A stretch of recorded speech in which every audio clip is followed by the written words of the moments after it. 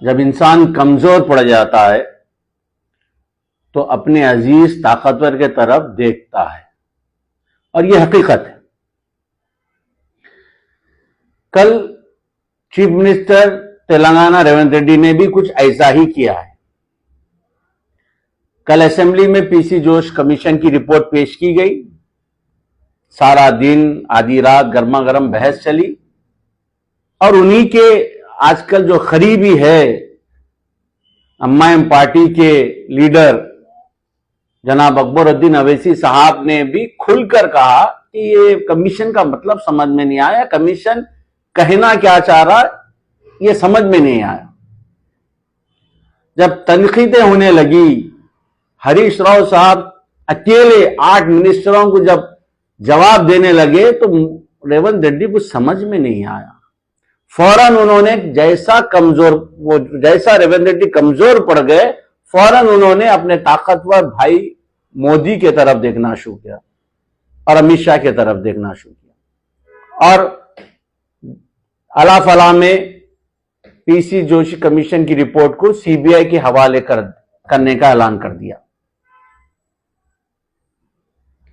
अब मैं कांग्रेस के लीडरों से पूछना चाह रहा हूं, और तमाम मेरी तेलंगाना की इज्जतदार आवाम को यह बताना चाह रहा हूं कि यह बंदा है किस तरफ, रेवंत रेड्डी है किसका सीएम, कौन सी पार्टी का है। जहां राहुल गांधी अपनी यात्रा में, अपनी प्रेस कॉन्फ्रेंस में कहते हैं कि सीबीआई, ईडी, ईसी ये सब बीजेपी, मोदी, अमित शाह, आरएसएस के कठपुतली बन चुके हैं, उनके हथियार बन चुके हैं, इन पे हमको भरोसा नहीं है, उनके खिलाफ एक मुहिम चला रहे हैं वो। और उन्हीं का चीफ मिनिस्टर तेलंगाना में उनकी खिलाफ वर्जी करता है और पीसी जोश कमीशन की फाइल सीबीआई के तरफ देता है, मोदी अमित शाह के तरफ देता है, भाई बचा लो मेरे को बता। अब तेलंगाना के कांग्रेस लीडरों को फैसला करना होगा।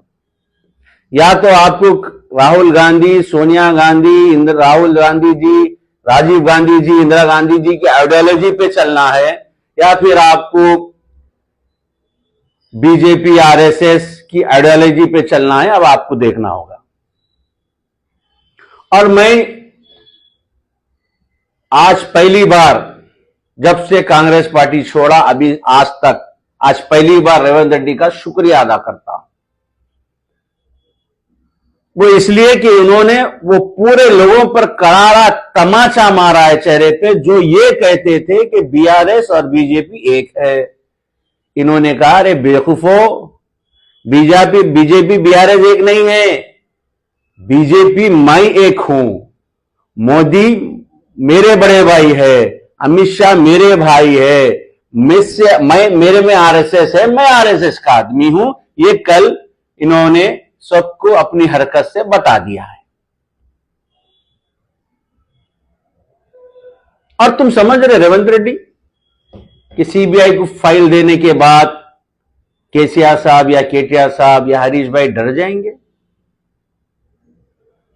बीजेपी ने पिछले एमपी इलेक्शन से जितनी प्रेशर पॉलिटिक्स की है केसीआर साहब के साथ, कविता जी को जेल में रख के, वो इंसान जब नहीं झुके तो अब क्या झुकेंगे? जो इंसान के दिल में हर मजहब की इज्जत करना, रेस्पेक्ट करना जिसके दिल में है, जिसकी नीयत खुलूस है, उसे जमीनी ताकतें नहीं डरा सकती। रेवंत रेड्डी, ये तुमको अनखरीब मालूम हो जाएगा। और साथ ही साथ रेवंत रेड्डी, तुम्हारी ये हरकतों से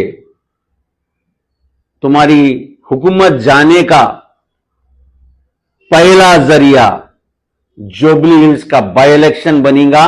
और तुम देखेंगे कि जुबली हिल्स के बाई इलेक्शन में जुबली हिल्स की आवाम और तेलंगाना की आवाम तुमको बता देंगी कि तुम इस सरजमीन के लिए मुनासिब नहीं है। तुम्हारे को इसका जवाब अनखरीब मिलेगा।